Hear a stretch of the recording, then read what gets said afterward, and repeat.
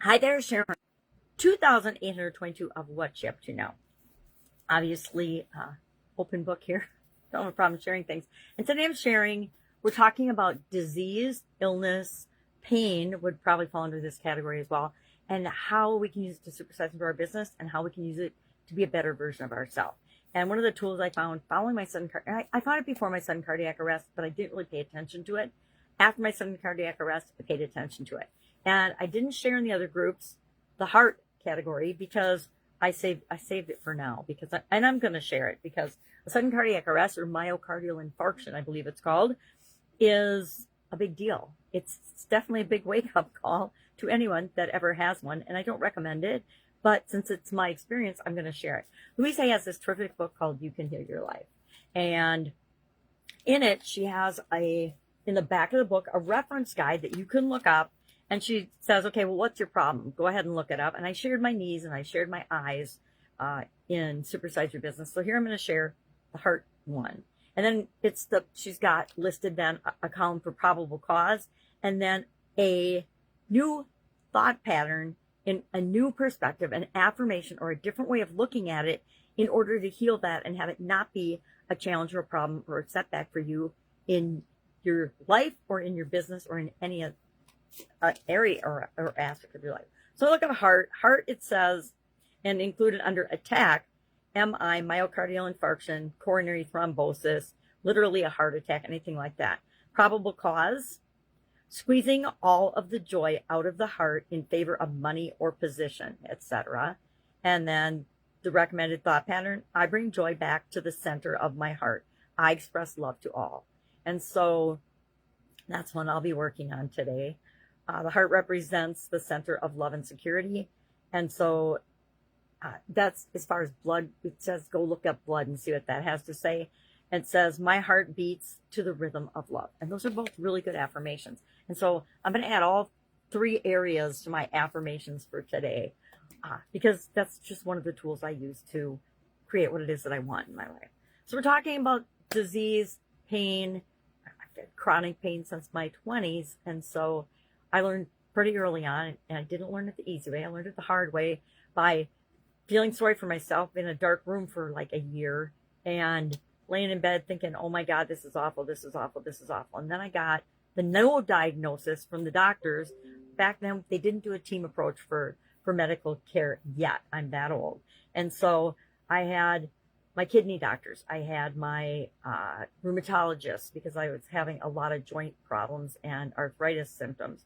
I had my eye problems. So I had optometrists, ophthalmologists, the doctor ones. Anyway, so I had all these different people giving me all these different medications to try to deal with my individual problems.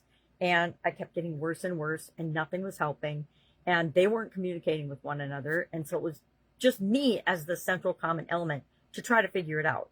And I wasn't taking responsibility because I thought the experts were going to fix me. They were going to give me a prescription or a procedure or something, and I would be fine. Well, it didn't work out that way. I never got an actual root cause diagnosis or anything. It was just a whole bunch of systemic things were failing, and nobody was going to figure it out but me. So I decided I was going to be the one to figure it out. And the first thing I did was I stopped taking all my medications, cold turkey. I just stopped taking them. And within a couple of days, I started to feel better, like not just a little bit better, dramatically better, because I stopped taking all the things that were negatively impacting me and realized that the side effects of everything I was doing, all the drugs I was taking and the procedures and things that they were giving me were actually making me worse than if I just let my body figure it out and heal itself.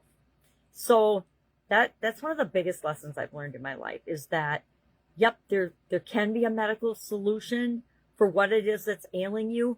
But a lot of times it has to, all the time, I'm going to say all the time, it has to be in conjunction with you choosing to be healthy and heal yourself and do what it takes and figure out what things are off in your life. And there were lots of things off in my life at that time. And then later on in my life, when I had my sudden cardiac arrest, there was a whole lot of bad F's going down and I wasn't dealing with any of it. And so it was my wake up call and a very loud and profound wake-up call. When you have a death experience, you pay attention or you're not here anymore. So thinking about that today, and thinking about and wanted to recommend and make sure I recommend this book. And Louise Haig's work is tremendous. I mean, she passed away, I can't remember how many years ago now, but a while back. And I did message her on occasion and tell her what a profound impact her teachings had had on my life before she passed away. So that was good. But there are people that come in and out of our life for a reason and a season. They don't always stay. We don't always stay with them, but they come in to show us something that we need to see. That's what our life is all about. Our life is all about us figuring it out, being a better version of ourselves. That's this year's challenge. All right. If I can help you in any way, hit me up and ask. I'm working on my Skool community, and I am thinking bigger picture on that. I think it's got to be more than just supersizing your business. It's more about supersizing you and being the best possible version of you. So we'll see the changes that come down the pipe in that. All right. If I can help you in any way, ask. Otherwise, make it an amazing day, and I'll, of course, be with you tomorrow.